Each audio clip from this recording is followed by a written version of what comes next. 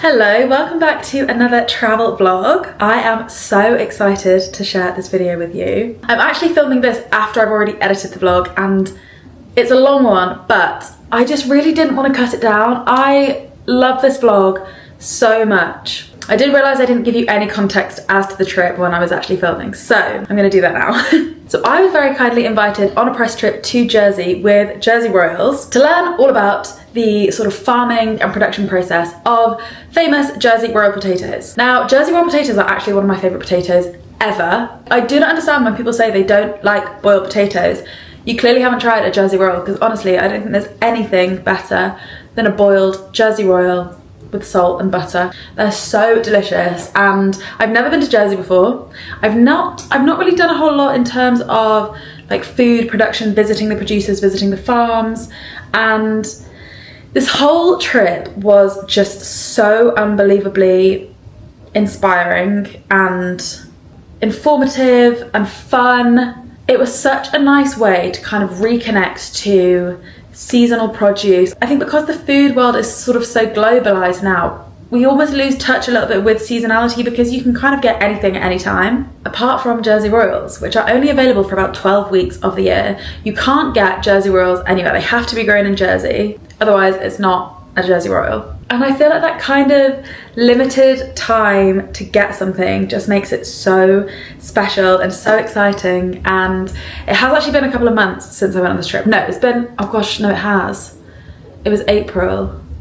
Where are we now? May. Okay, it's been about 6 weeks I think since I went on this trip.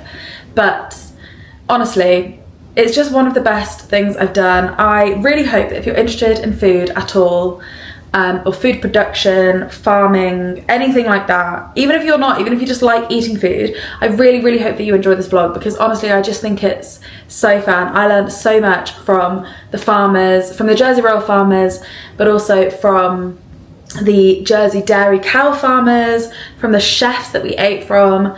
Jersey is, I have to say, Jersey isn't somewhere that I've ever thought about going to before. I think because it's sort of close enough to the UK that it doesn't feel that different. And also, I guess, if I'm gonna go that close to France, part of me thinks I'd just go to France.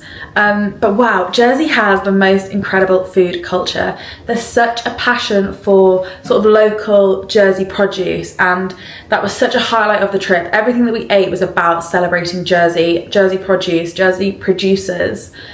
So whether that was the Jersey Royals or the dairy or the dairy cow beef or the sea salt, the ice cream, just there was so much. The tea, I went to a tea farm, you'll see that, that's not until the end of the video, but I went to a tea farm, they grow tea in Jersey. And I just think the whole thing is so exciting and so brilliant. And so yes, it's a long video, so either have it on in the background while you do some work or something, that's how I always watch vlogs, or while I'm cleaning or doing the washing up or something like that, or grab a cup of tea and a little snack and watch this. I'm also going to be sharing a Jersey Royal recipe, at least one, on my Instagram soon. Potentially, as you'll see, we had a very exciting lunch with a famous celebrity chef that I'm still not quite over. It was amazing, and they cooked potatoes 3 ways, and one of them, I think I might have to recreate for my Instagram because it was so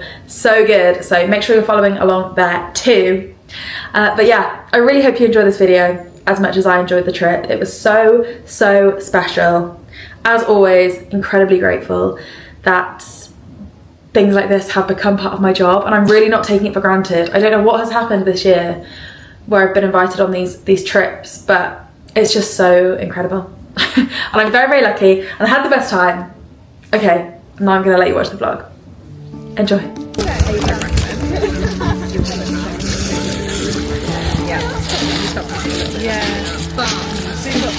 Literally here, it's about 14 miles to the French coast. And then this tower we have here, it's either a Martello tower or a Conway tower. There's a slight difference in the design. And these were built to keep the French out.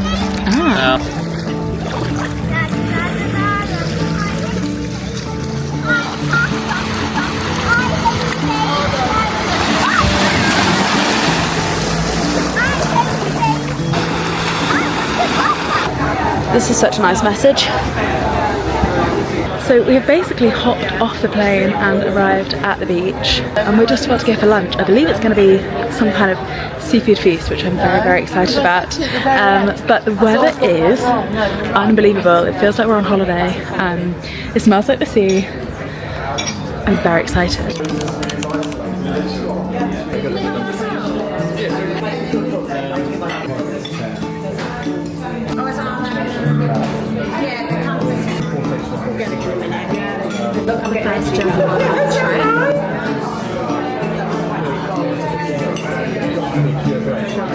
Only am I basically Jersey's only female fisherman, and the only one now.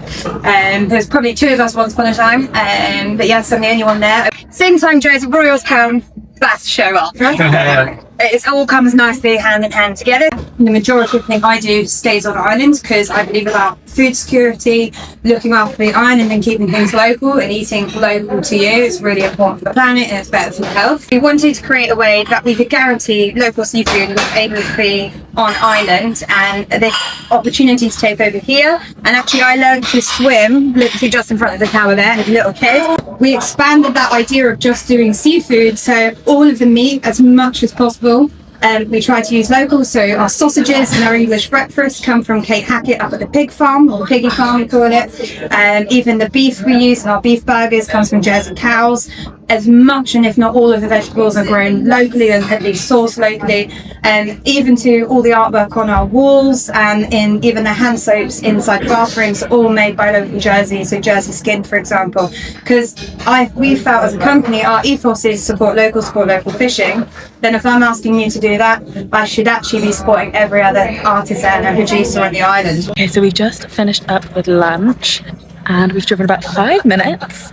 I'm not quite sure where we're going actually, but I'm very excited. I've also got a very fitting cap on, which my brother actually gave to me this weekend. If you know the 2005 Pride and Prejudice, which is my favourite film in the world, then you will know this quote, Mr. Collins, excellent boiled potatoes. Oh my god. This view. Wow. Potato food. Oh my gosh.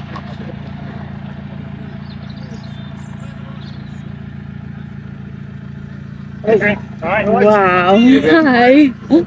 A bunch of influence. I know. What's a wave again, please? You really want me in the photo? Yes. So you've got the tractor, which has the winch and the plough over here, and then all of the potatoes are planted on this hill here. So they get ploughed using the plough, and then that sort of brings them up from the soil, and then you can pick them from there. And you can see the most gorgeous little castle, fortress in the background. Yeah, look at this view.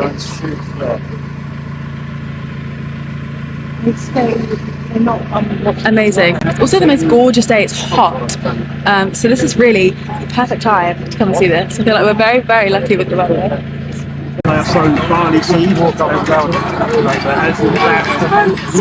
It's unbelievable. I was so not expecting this. So you can see they are picking potatoes here. There's a tractor which has a winch attached to a plough down there. So you can see that guy. The plough is being winched up. Oh look, he's riding it. And that's the same way that they plant the potatoes and the way they pick them. So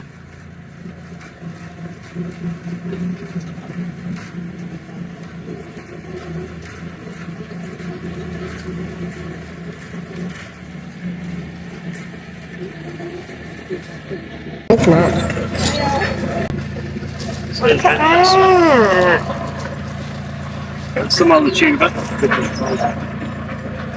So that'll rot away in the soil. Oh, I want to cook them. Jersey Royal is a heritage variety, so it's been around for over 150 years. So you do get some big ones. Yeah. And it'll keep producing little baby ones. You see this little tiny one there? oh yeah. So it just keeps producing and producing and producing. So our job is to get the balance right Right. between the right size tubers. And how do you do that? Well, ultimately, we're probably going to chuck 1 or 2 of those away for being too big. Yeah. But we get all the rest within the right size. And what would you say is the perfect size? Yeah, I would say that. Yeah. Yeah, Maybe not spoons. Yeah. yeah, I would say that. Well, it's like a pretty perfect potato. The perfect potato. I was going to say I won't go any further, don't worry. We're allowed to pick some of our own potatoes that have been freshly ploughed. That's too far. Okay, what are we doing? We can go and fix them. Sorry, don't let me bother you. It's trays. We'll see the trays later. Just rough potato.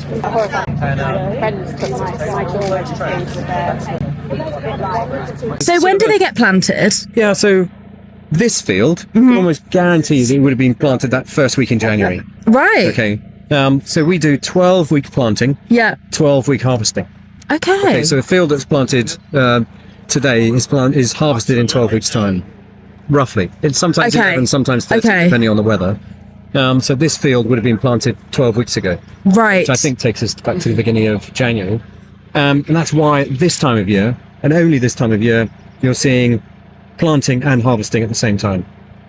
Okay, so tomorrow we'll see some planting, which is the crop that's going to be dug in 12 weeks' time. Okay, so that's how the farmers want to keep the market supply for 12 weeks with fresh potato. Okay, and so a field like this, which is obviously at such an angle, is likely to be one of the earlier crops because of that kind of runoff of frost and cold, and so a larger... This is called, it's got a name, it's got a coat, it's called a coatee.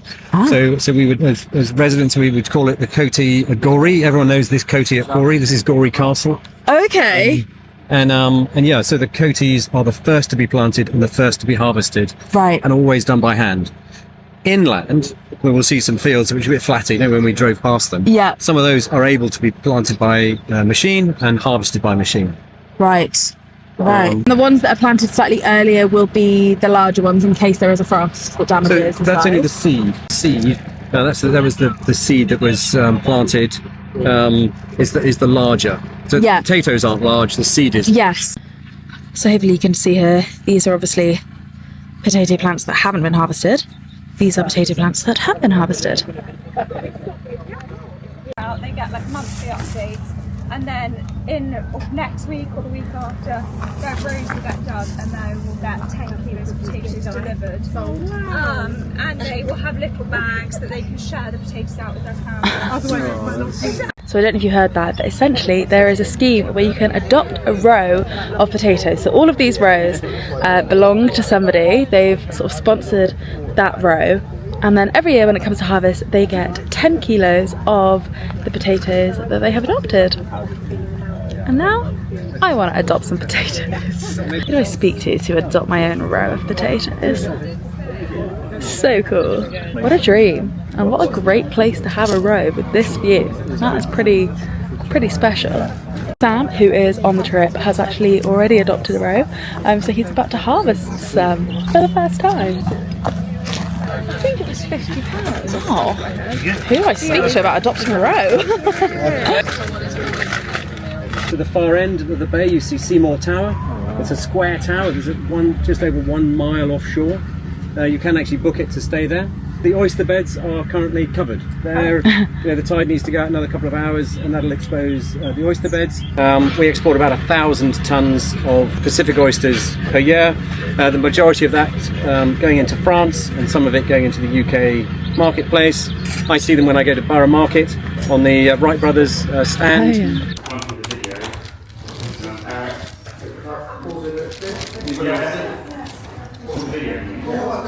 Make me nervous now. I'm going to step myself. No pressure. The standards have collapsed. All this filming.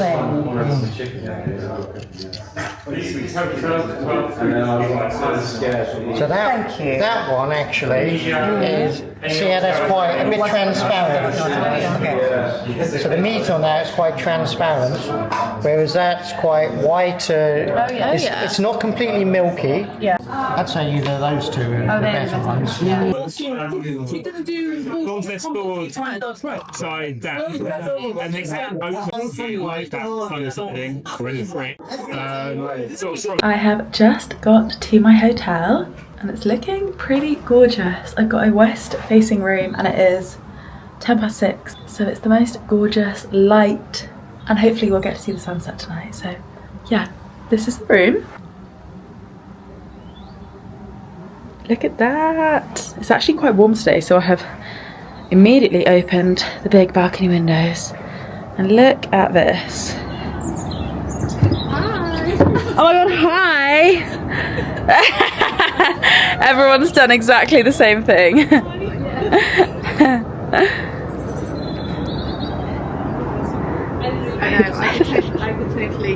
If I don't do it now, I'm gonna regret it. We're just debating whether or not we're gonna go for a quick swim before dinner. We've got about an hour. Morning would be lovely. I'm tempted to do both, I can't lie. So yeah, you've got the beach and the bay over here in the distance. This amazing pool. This is an unheated pool, but we have a heated pool inside. Then the water over here, look at this. Look at that. It really feels like we are on holiday. Got a tennis court. I think he said 15 acres of land. It's stunning. Look at that. Very, very happy to be here. This is the room from the other side, and then there's a little bathroom just in there. I can also see some biscuits.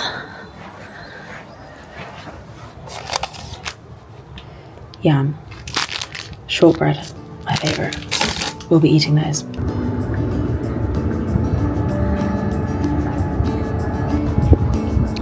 Time to go for a swim.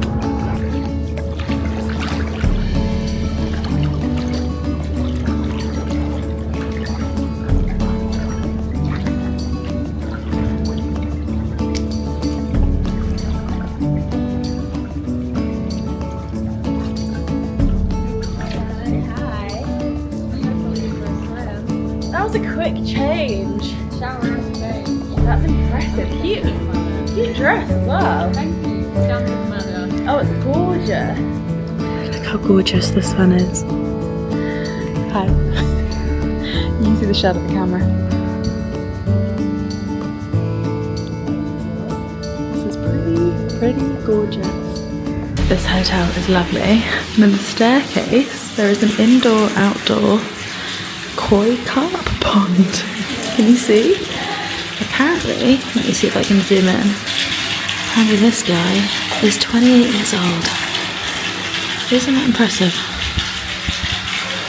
Hi. And there's the big guy. Okay, that was a very quick change. I had approximately 15 minutes. I'm slightly late. I can actually hear everybody downstairs. We're having dinner in the hotel tonight, and a couple of drinks just outside first, and hopefully we'll get to see the gorgeous sunset. I've got my new burgundy leather jacket on, which I love. It makes me feel really cool, even though I am not cool in any way, but it makes me feel kind of cool. We're staying at the Atlantic Hotel, and apparently the restaurant here is amazing. The head chef, I believe, has a Michelin star, so I'm really looking forward to see what we eat. Obviously, I'm sure there'll be some stunning Jersey produce, and yeah, it'll be gorgeous. So let's go. Got a lychee martini with Jersey Rock vodka, made, produced, bottled on the island. My boyfriend and my friends have all just gone surfing. And it is delicious. Yeah, they just literally got down in at the break, so... That's a very good martini. What do you do with it? She's a beaut. That is stunning. Sea salt. An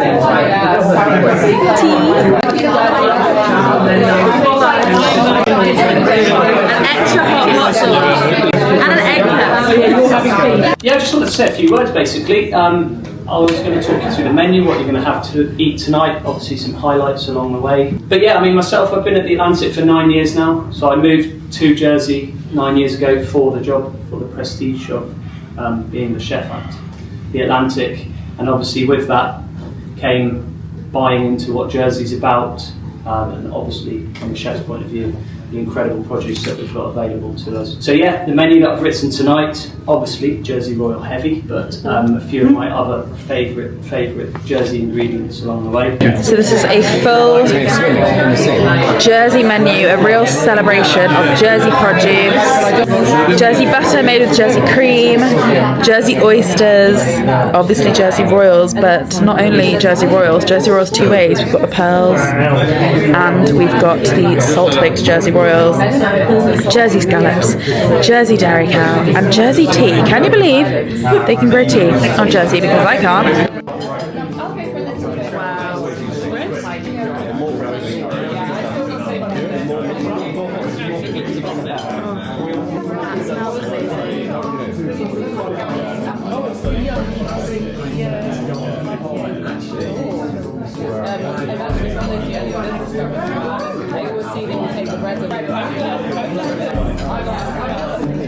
That's stunning. Cheers.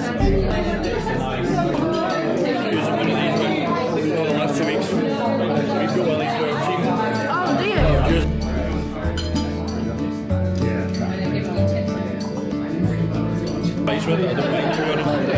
Oh wow. Oh my gosh. This smells unbelievable. I love it. So do I.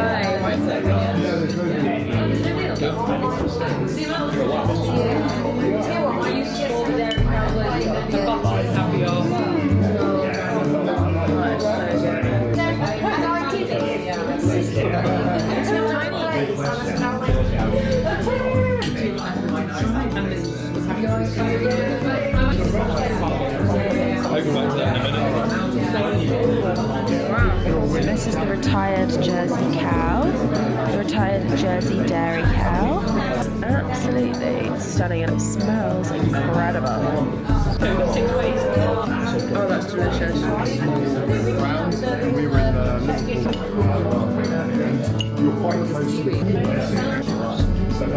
Okay, I've just got back to my room. That meal was gorgeous. That was so delicious. My highlights were what do they call them? The Jersey Royal pearls. So the tiny little baby Jersey Royals, which are super sweet and lovely, with the caviar and the Jersey beurre blanc, which was so good. If you watched my Mauritius vlog, there was a salmon with beurre blanc dish from the 12 Hands dinner, which was one of my favourite dishes of the whole Mauritius trip.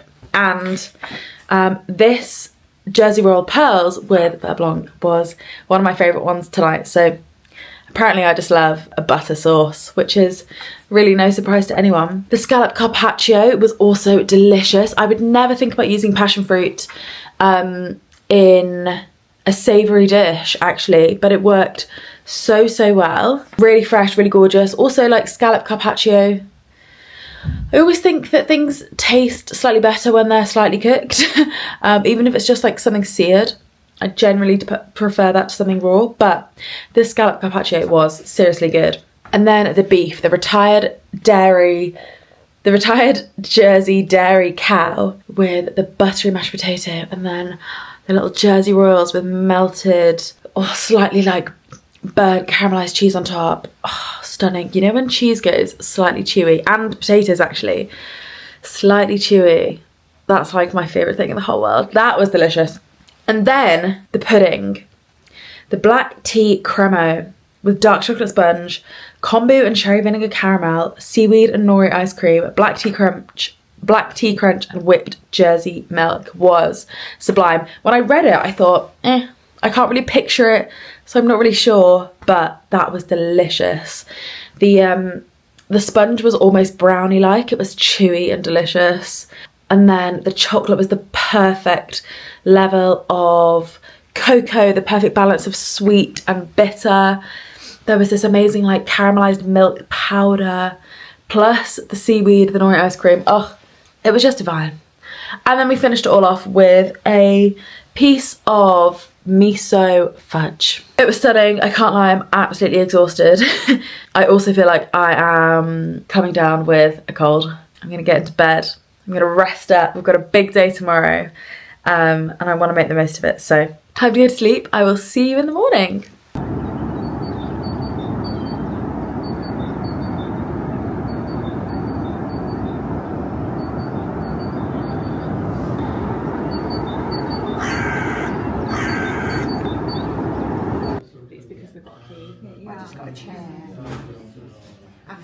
Good morning. So it is Thursday. We woke up, had a bit of a slow morning, cup of tea in bed, and then a lovely little breakfast. And now we are at a Jersey Royal potato farm. So we're going to find out all about the full planting, harvesting, seeding process. Hopefully going to learn a lot about Jersey Royals. Got my cap on. It's another beautiful day. So yeah, let's go. But it's obviously smaller because the men over there don't work as hard. This is a seed potato. Yeah. Yeah, they are. It's large seed, seed for seed. So we're growing it for. So these are seed potatoes. These are being planted now, and these will create the seeds for next year. So these aren't seeds to make potatoes, these are seeds to make more seeds. We're going to have a go at planting some of our own. Got my gloves. But it's generally, we're looking at just over three potatoes for the box as a spacing. Okay. 1, 2, 3. 2, 3, and that's how we keep the spacing.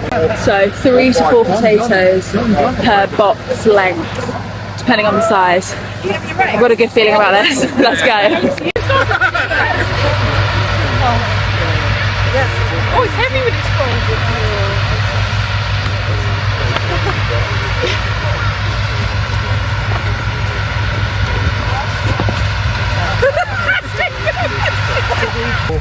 Behind. So space them out a little bit. Done. For the mother tuber, and then from the chits in there, it then forms a canopy, the root system, and then you start generating. As I say, when you get to a point where it starts to hook on the end after probably about 6 weeks or so, really, and it starts then concentrating all of its efforts into generating some daughter tubers and that, which we have the pleasure of lifting and eating. It's a famous Jersey Royal potato meal. So lifts the whole plant, separates out the soil, and then the potatoes are there to be picked up. Right. So you're hand lifting here, not the same as a coatee, but you're still hand lifting. We have 9 independent growers plus we grow out.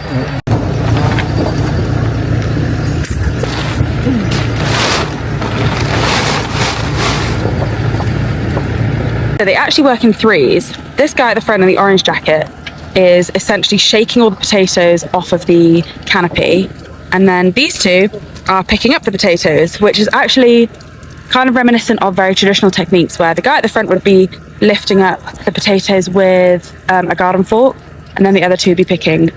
Obviously here we have a tractor doing the kind of initial lifting, and then it's the shaking and then the lifting.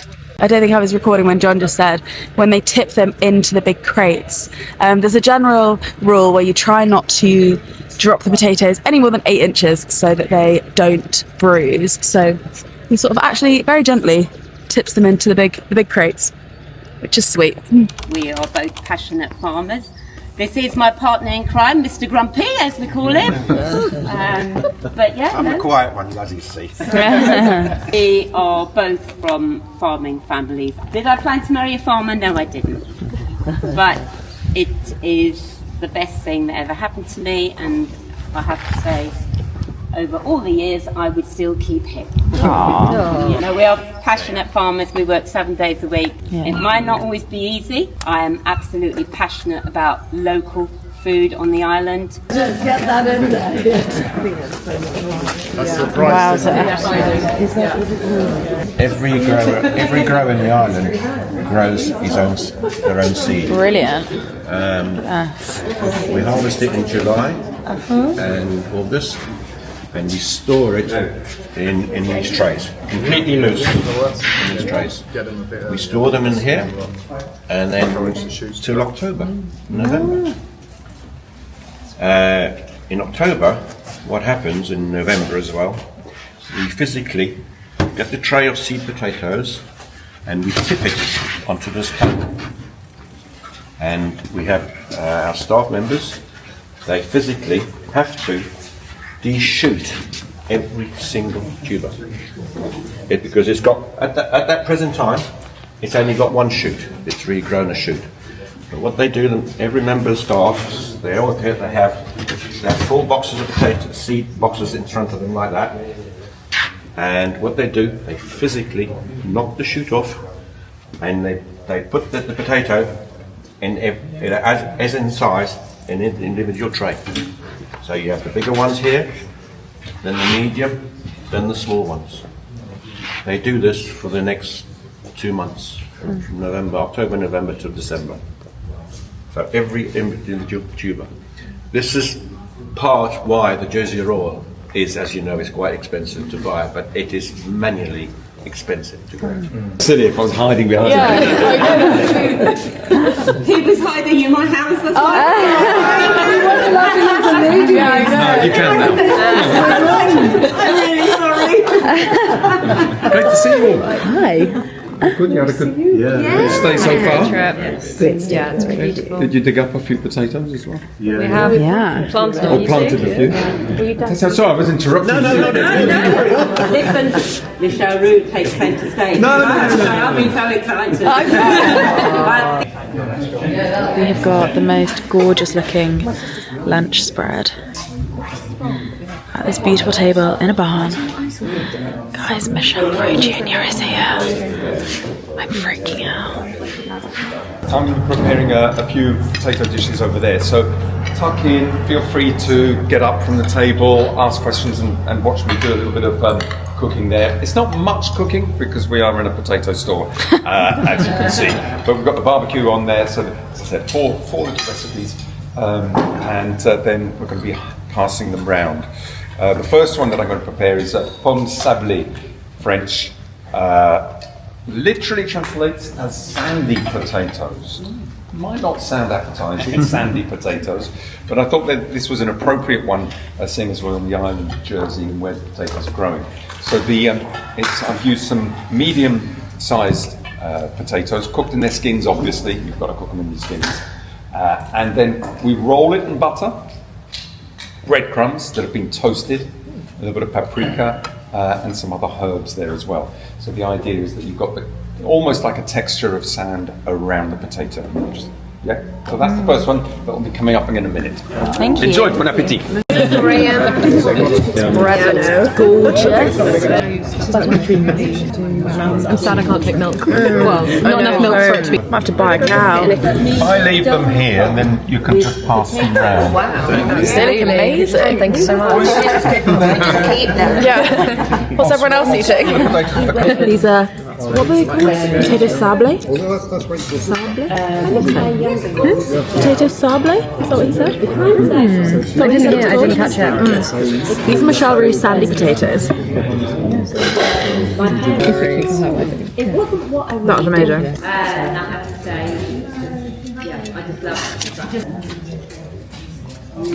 What have we got here?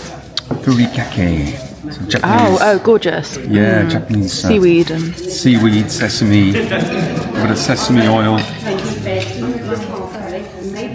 Delicious. Been cooked in the clay pot, so it gives them a lovely flavour as well. Toss them in there.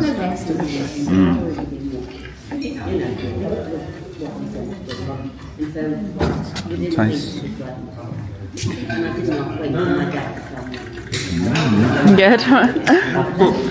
Right, okay, how are we doing here? Everybody good? Everybody happy? Very good. We get a taste of the potato with the breadcrumbs. Pomme sablé. So the next one is, and I'm holding this because it's a bit cold, it's lovely and warm, this is the clay pot. So we've used miniature Jersey rolls, the really tiny ones. Cooked them in the clay pot here. This is a really great utensil for cooking potatoes and cooking vegetables, I think. It just adds flavour, concentrates the flavour. And they cook really quickly, these little potatoes, again in the skin.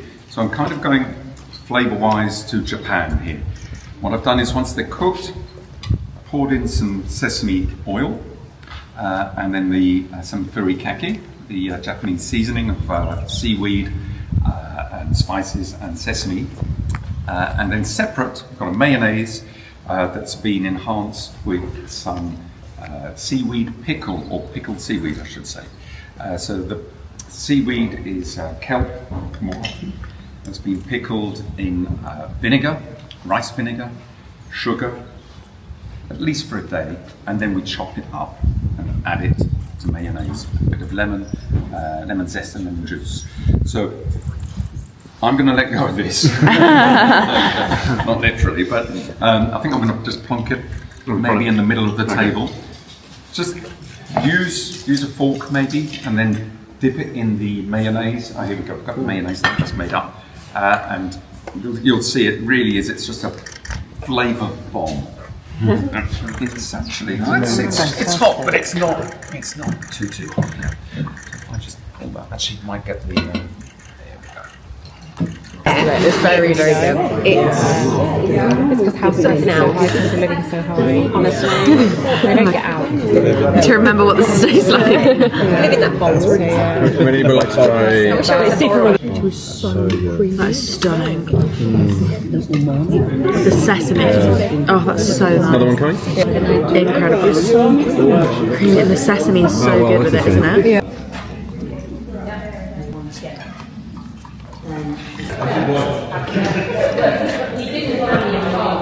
That's the important part.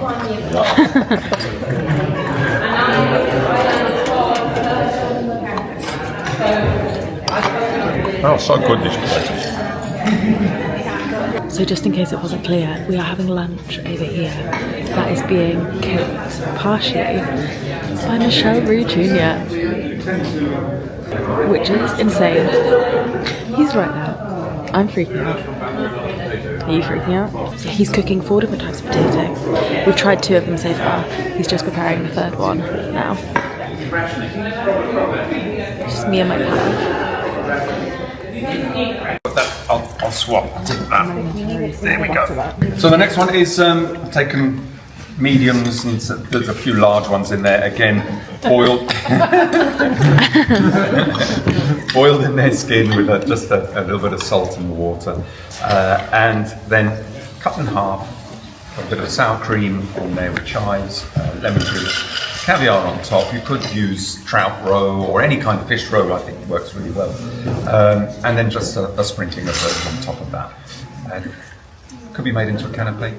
In fact, I've been known to do that when Le Gavroche was open. Do little canapés of Jersey Royals and sour cream and caviar. It's a nice treat. So please enjoy. Use your fingers if you want, or fork. Sorry, I took No.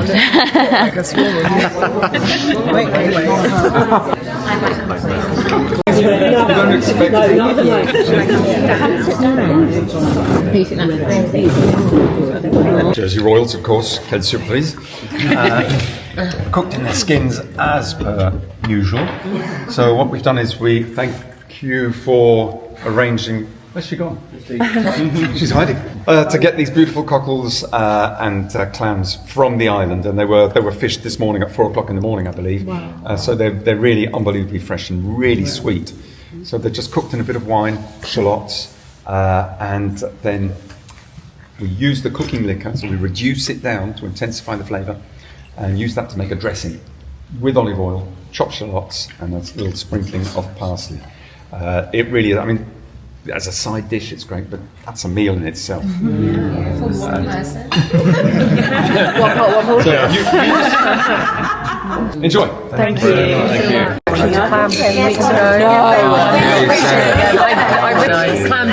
Yes, the reactions. But I have to say, they are cooked with love. And I think half the battle of cooking is the love has to be there. Agreed. Here we go. Yeah. Get in there, darling. Get in there.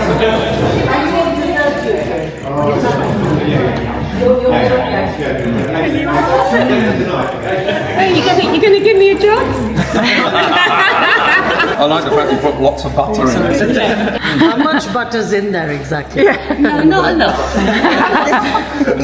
No, just a tiny bit. Are they your potatoes? They are my baby potatoes. That is wonderful.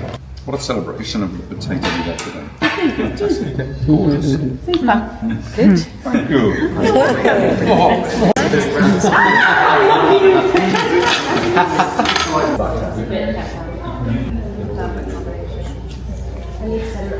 Oh. You know, you've got to drain them and you've got to get them out quick. You know, you don't want to lose that heat. Just letting them rest that little bit, just, I think, lifts the flavour a bit. They were perfect. Oh, I love Very, very Thank delicious. you. My photos of things that we've done. So that was when we were first on Countryfile with my team and the lovely Matt Baker. So out of all the programmes that they've done over the 30 years, they picked 12 to be showcased at Blenheim Palace. So that's me at Blenheim Palace, yeah. Look at this little honesty box. Don't you just love stuff like this? Like, this is what society should be. If you had this in London, everyone would just steal it. Oh, they've got rhubarb. Oh, just gorgeous. So I'm just about to do an interview with Michel Roux Jr. Just a quick 5 minutes, couple questions. And I really want to talk to him about cooking for one, because as always, no one talks about it. So yeah, I'm a bit nervous, I'm not gonna lie. This feels like a big deal, but yes, he seems very nice. So wish me luck. So we've left the farm. We've come in hunt of ice cream, which we were promised. The ice cream van's not here, so we're going to walk instead. It's just not my kind of compromise. But no, this actually looks lovely. Look at this gorgeous view. Look at that. So I think we're going to walk out to that lighthouse.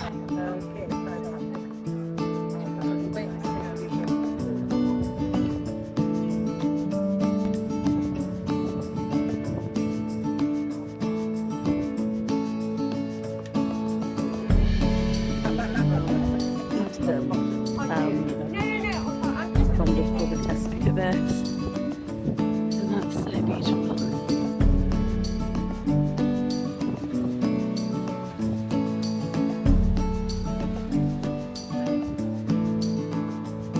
The colour of the sea is gorgeous. Okay, it is about 7:30 p.m. I'm just about to head downstairs for dinner. We just had a couple of hours to chill. I did pretty much chill. I had a cup of tea and a piece of shortbread, which was delicious. I had a tiny little nap and then I've just got ready. There's another gorgeous sunset just about to happen. But yeah, I think some people went down early to have drinks, but I just needed, I needed that 20-minute nap. So I'm gonna head down now and go for dinner.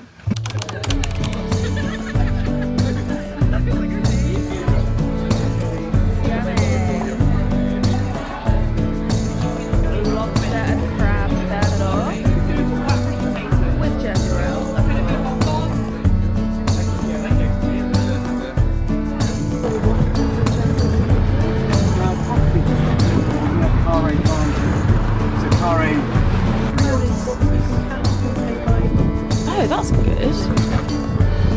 Some beautiful rhubarb as well.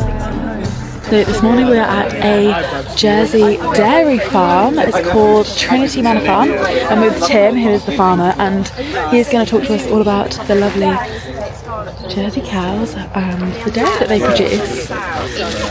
They're the most beautiful cows ever. So this is, her full name is Trinity Victorious Maid. Trinity is our prefix, and then Victorious is her sire's name, and then Maid is her name. She knows she's a champion, and therefore she also feels like she's a bit of a diva.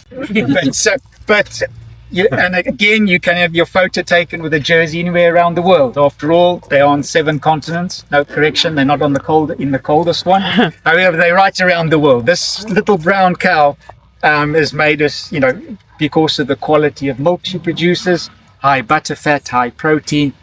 she's, you know, got the second most popular dairy breed around the world. The smallest one as well, but the most popular, just second to the black and white Holstein Friesian cow, which has always been bred for quantity.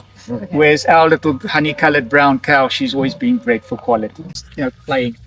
Just Hi, Gorge. So, cattle are ruminants, so that means she'll eat for about 8 hours a day, and then she'll lie down for about another 8 hours a day. And then when it's 1 o'clock, 2 o'clock in the morning, it's brutal out there. You know, so therefore we keep them inside. So then they are using energy to produce milk rather than energy to keep themselves warm. Because after all, it's a business, and you know, we've got bills to pay and there's inputs and so forth. She's 6 years old now, so she's had 3 daughters. In fact, she's had 4 daughters. She had twins last year. We do use sexed semen. So you know, if a bull breeds with a cow, well, it's 50-50, you know, and a bull calf, heifer calf. But if we're using now sex semen, it takes us right up to 95% chance that we will have a female, a heifer calf. Hello. Hello, cuties. Hi. So there you'll see a couple of the black ones, which are now sold for beef. And of course, now these are all youngsters. Oh, you are so beautiful. Yeah, you are. You are. Hi, Gorge. Hello.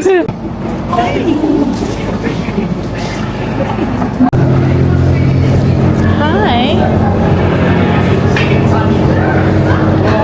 You're gorgeous. Yeah, you are. What's that? What's this? Hi. So I think there's about 400 cows in the shed, and Tim, the farmer, was just saying that obviously with these dairy cows it's a closed loop. So obviously cows eat the grass, cows produce milk, they also produce dung, which is then fertiliser for the grass, which they then eat. So it's a very sort of sustainable loop. And not only that, but they're also going to be introducing a way to turn the dung into fuel. So you'll be able to get gas from the dung, which will then produce electricity for things like milking. So even more of a closed loop, really. It's very, very cool. I want to bring your attention though to the top part of that milk. And that's what's made our little brown cow famous. You'll notice the cream there. You see the difference? Oh, wow. So now this would be a 6% cream, and then of course the rest is milk. Obviously cream being lighter, it floats to the top. And when I have elderly visitors, I say, oh, I remember. Yeah. It'll be the gold top or the silver top. And then sometimes the little blue jay. Thank you. So sweet. So sweet. Thank you so much. Some raw milk this morning. I was looking on the dairy farm when we were around to our house. They'd always just in a double table with It's so good. When I was growing up, another cousin had a dairy herd at home, and so. Yes. Hello, baby. Hello, baby. Hi, gorgeous. Hello. Hi. Hi. Oh, that's a lot of snot. Hello, gorgeous. Sweet one. Hi. What is it? Oh, I have bogey on me now. Little babies are only 2 weeks old. Hello. Hello, gorgeous. Hi, beautiful. Hi, baby. We're literally having the best time ever. Little baby. Because again, she's the future of the farm. I'm going to go up that way. So we've left the dairy farm and we have come somewhere that I don't think you're going to believe, because I can barely believe it. I'm currently in the middle of the field. Anyone know what this is? It's tea. We are in a tea plantation in Jersey. So all of these hedgerows here are tea. These are tea leaves, and this is tea that is grown, processed, packaged, all here in Jersey. It's absolutely fascinating. Did you know that all types of tea come from the same tea leaf, and the difference in taste, colour, etc. only comes from the processing part of the tea? This is also an incredible farm. It's won awards competing against huge tea producers globally. It's won awards for sustainability, so they do incredible things for biodiversity in the area. The bird song here is amazing, and not only that, they're conscious of their hedgerows, and the owner has done a lot for planting huge wildflower fields, so it's pretty impressive.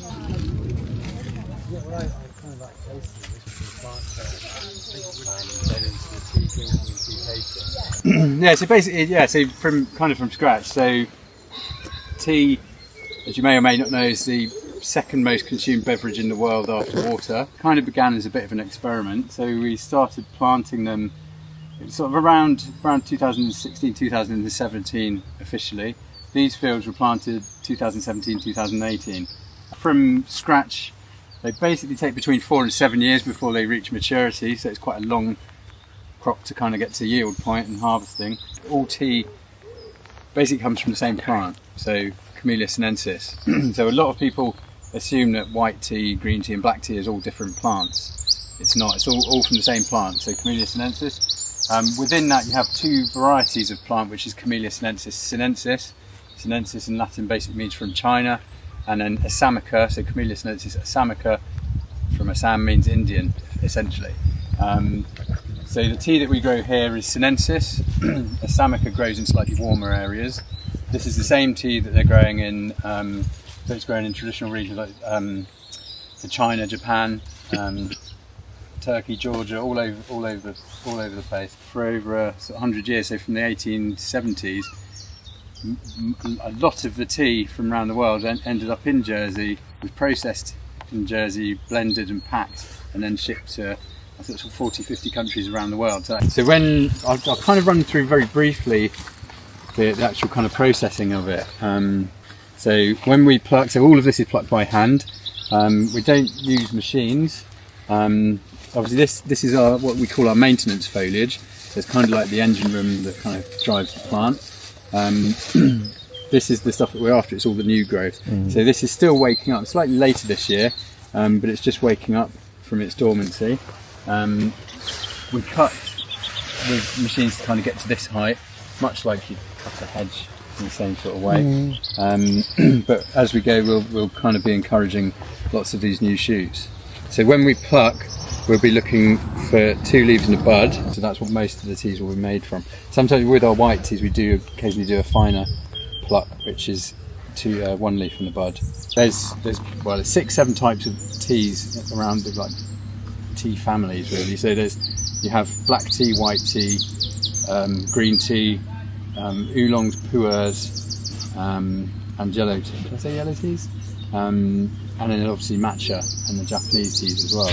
They're all the same plant, but what actually dictates the type of tea that you end up with and the flavour profiles of those teas is all in the processing. Famous for a first flush. Yeah, exactly. So that's kind of done in a slightly different cycle. So those will be the early season. I was trying to kind of highlight a bit more about the plant. It's a butterfly pea. So it's a flower that's produces a blue tea, and then it changes colour.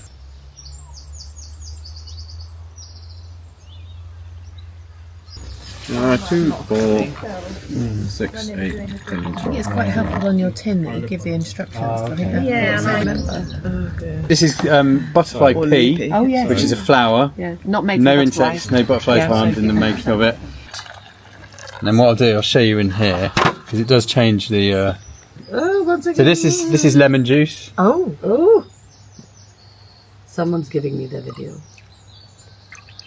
Wow. Kind of like a chamomile tea, but it's got a small amount. Try it first. Wow. Ooh, that's nice. And that is the end of the vlog. I really hope you absolutely loved it. If you made it to the end, thank you. That's a serious feat. So I really appreciate that. There are lots more travel vlogs to come. I've been busy, it's just taken me a long time to edit them. I had 2.5 hours of footage for this. It was basically a full film. So it's just taken me a while to edit, but please subscribe if you did enjoy the vlog, and if you want more travel and food-based vlogs, then I would love if you came along on the journey, and I will see you in the next one. Bye!